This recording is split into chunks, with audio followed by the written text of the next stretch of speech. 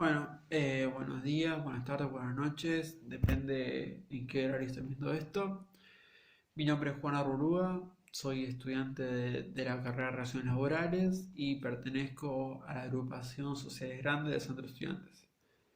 Y lo que vengo a hacer acá con esto es darles una mano, por lo menos en esta modalidad virtual, eh, para que se les haga más llevadero y que no cueste tanto, ya que esto es nuevo para todos y todas y es algo capaz complicado. ¿Sí?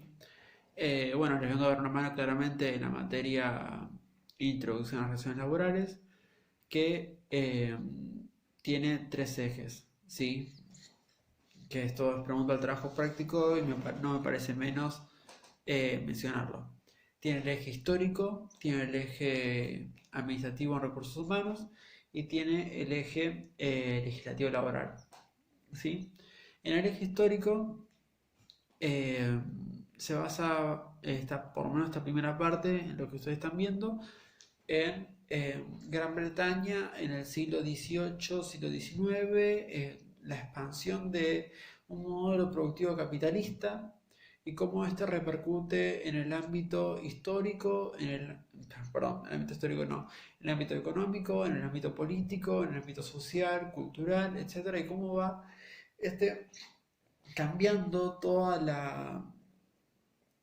un contexto, cómo se va transformando a través de la revolución industrial eh, sin olvidar también la revolución política, la revolución francesa o las revoluciones científicas que hubieron previo a este momento y cómo se va generando un nuevo contexto, ¿sí?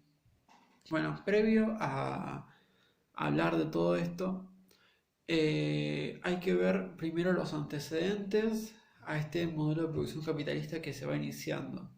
¿Sí? Está el antecedente de la esclavitud, en donde estaban los amos, que eran los dueños de los medios, y el esclavo, que era el que daba la fuerza de trabajo. Después estaba la servidumbre, donde estaba el señor feudal, que era dueño de las tierras, y el siervo, que trabajaba en esas tierras. Y luego, con el crecimiento de los burgos, eh, empieza a aparecer el artesano, donde con el conocimiento del oficio se empieza a transformar la naturaleza y esta se la comercializa. ¿Sí? Bueno, empezando con esta parte del contexto histórico, nos tenemos que situar primero en Gran Bretaña. ¿Y qué pasa ahí? Bueno, en Gran Bretaña, ¿cómo es? A raíz del bloqueo que le hace Napoleón Bonaparte, bloqueo de no poder comercializar con el resto de Europa, ya que era, eh, nada, había un imperio, el imperio de Napoleón. Gran Bretaña tuvo que buscar otros lugares para poder comercializar, otros, sí, otros territorios, tuvo que expandir su territorio comercial y lo hizo a través de la triangulación mundial comercial, en el que iban y buscaron en África, colonizando, buscaron en África la mano de obra que fue llevada a Estados Unidos para que trabajen y consigan materia prima para luego ser producida en Gran Bretaña. Si se trianguló el mundo en esos ejes. Esta materia prima era llevada a Londres, a Manchester, a diferentes lugares, eh, que era donde se comercializaba. ¿Sí? Y ahí empezó a nacer lo que sería el trabajo forzoso y esta relación de trabajo. ¿Sí? Surge el ferrocarril, surgen nuevas ciudades, nuevos canales de comercialización y nuevas ciencias y técnicas. ¿Sí? Entre los avances técnicos que trajo esta revolución industrial, que trajo esto, se puede nombrar la construcción de la máquina de vapor, que fue usada para la navegación, para el transporte, el desarrollo de la industria del hierro, el desarrollo de la industria química, el desarrollo del sistema fabril, eh, el empleo de gas también para el alumbrado, entre otras cuestiones. ¿sí? Hubo un gran desarrollo a nivel productivo que cambió claramente todo el sistema de producción. Fue un nuevo paradigma, ¿sí? Un nuevo paradigma industrial. Bueno, y lo que nos preguntamos todos eh, al empezar a leer esto es, ¿qué pasó? ¿Qué pasó? ¿Por qué en Gran Bretaña y por qué no fue en Francia, que también tuvo una participación bastante grande, pero no tuvo el nivel de Gran Bretaña? ¿Qué pasó? ¿Por qué no fue en Italia? ¿Por qué no fue en España? Bueno, algo que los diferenciaba a, a Gran Bretaña de todos los otros es que era un territorio imperialista, ¿sí? Con un gran conocimiento de todo el comercio ultramarino, ya que se dedicaban a eso, se dedicaban a, bueno, claramente, en términos bruscos, a la piratería. Bueno, y tenían la ciencia que se protegía en ese lugar, la ciencia, mientras en otros lados los científicos eran buscados. En Inglaterra ¿cómo se puede decir?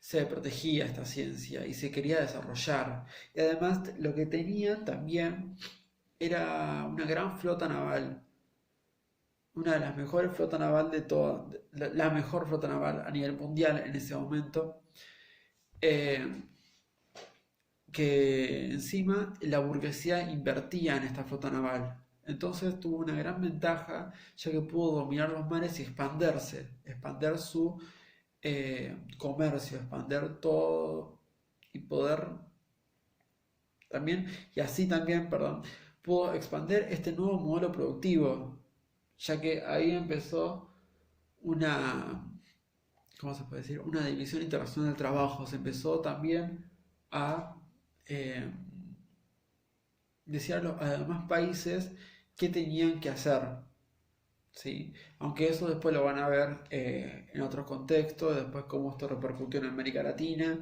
y con otros textos también, como por ejemplo, creo que Molina también lo trata, si no me equivoco.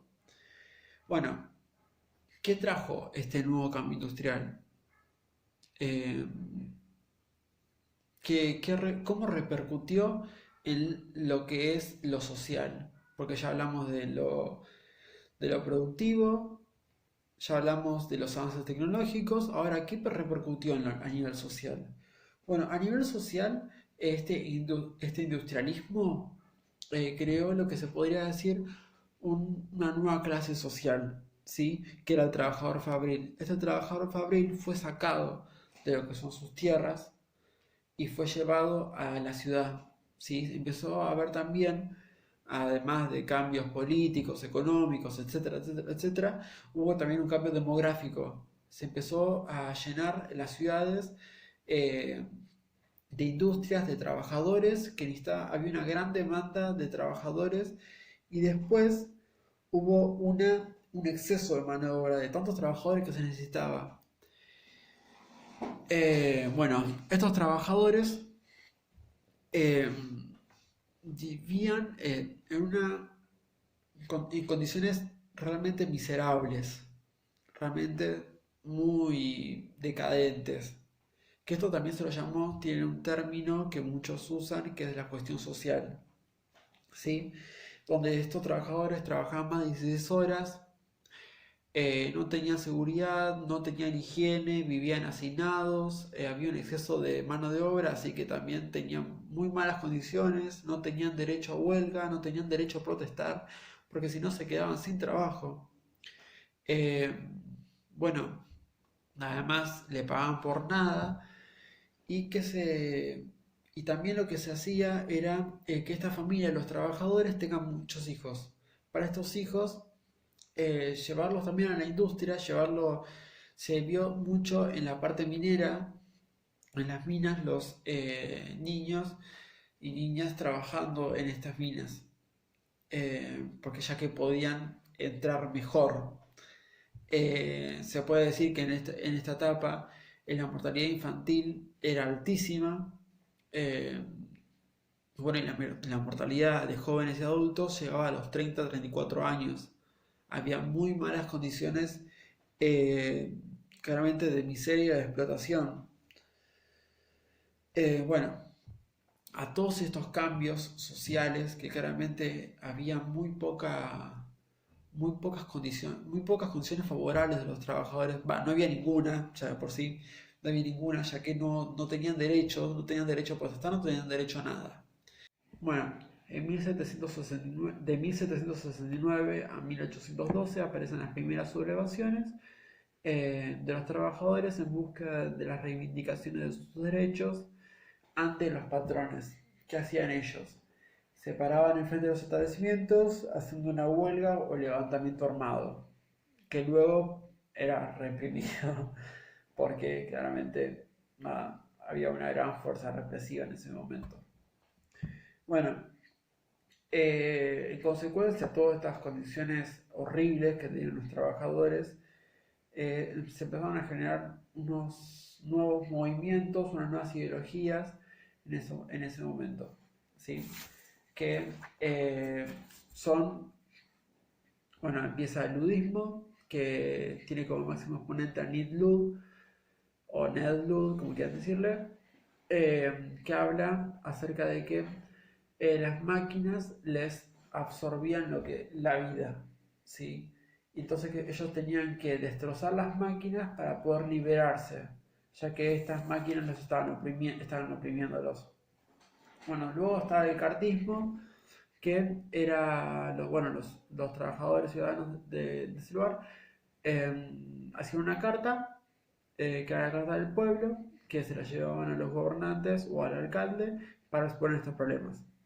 Bueno, luego surge el anarquismo, que es un movimiento eh, que pide, o sea, que su principal fundamento es la erradicación del Estado, del aparato del Estado. Eh, bueno, se empezó como a aglutinar gente, es un movimiento que se expandió mucho alrededor del mundo, se expandió en Argentina, eh, que eso después lo van a ver.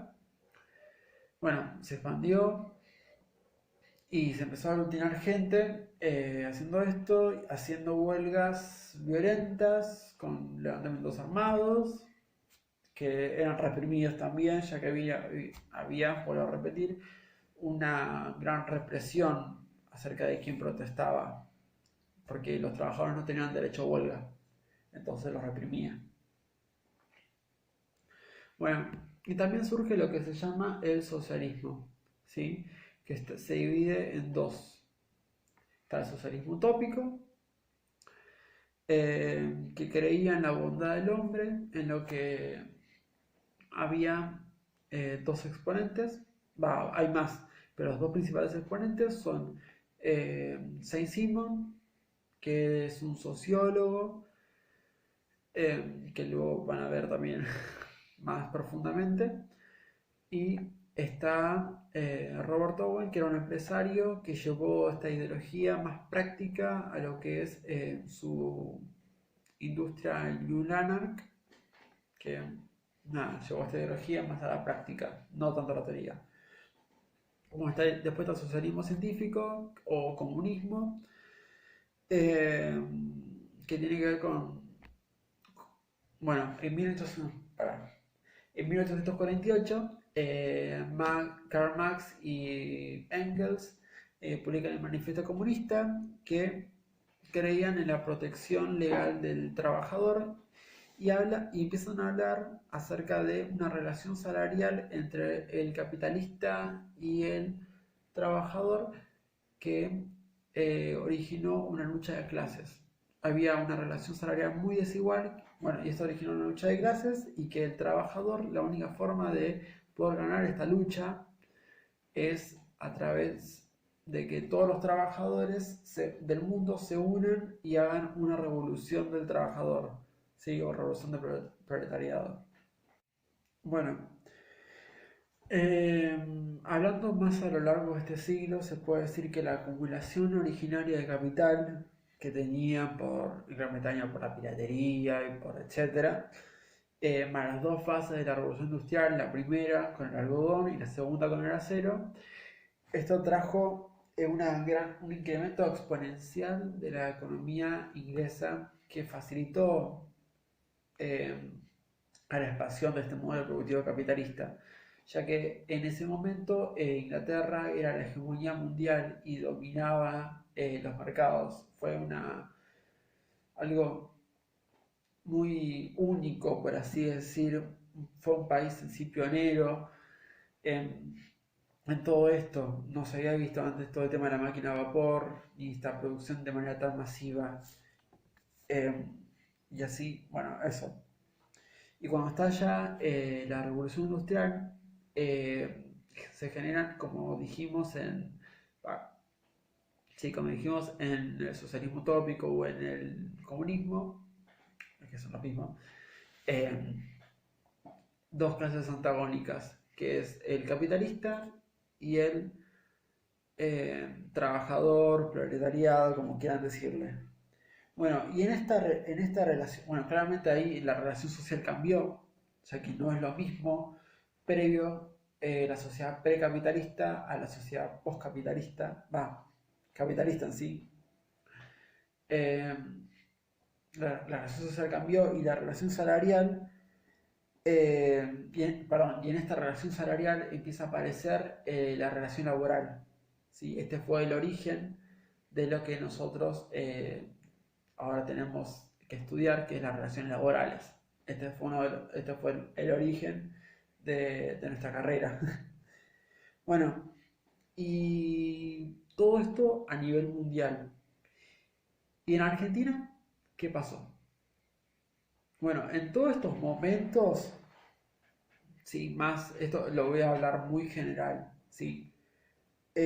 Todos este contexto mundial en Argentina pasó que se había terminado la campaña del desierto y se ofrecían tierras por eh, ferrocarriles, etcétera. También se habían hecho acuerdos con el gobierno de Gran Bretaña, también ofreciendo tierras para poner industrias como frigorífico, nada, etcétera.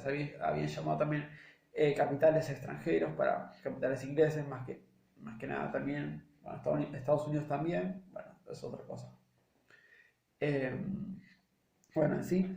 Y se insertó acá el modelo agroexportador que claramente servía mucho a través de esta División Internacional del Trabajo, que no sé si lo comenté antes, no me acuerdo bien, pero en, a principios del siglo XIX se establece la División Internacional del Trabajo, en el que cada país, a través, claramente dirigido por los intereses hegemónicos de lo que fue Inglaterra, cada país tenía que eh, especializar y producir lo que mejor podía hacer, claramente subordinado a los intereses hegemónicos de Gran Bretaña.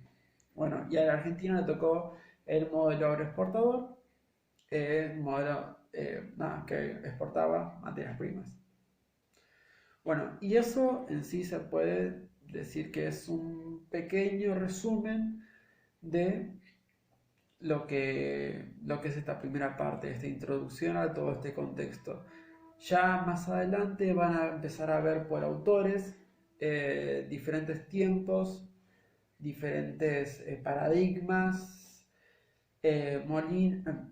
Bueno, no importa, tienen varios autores. Por ejemplo, Molina habla mucho de la parte histórica, Daniel Day habla mucho sobre los paradigmas, Coriat, que es uno de los autores también que van a tener que ver, habla mucho sobre esta etapa, este siglo XIX, esta nueva clase social, habla mucho, así que si no entendieron muy bien esto, quédense tranquilos que después en los siguientes textos, que ya son del módulo 1P, si no me equivoco, o más adelante, ya van a ver eh, nada, ¿cómo así?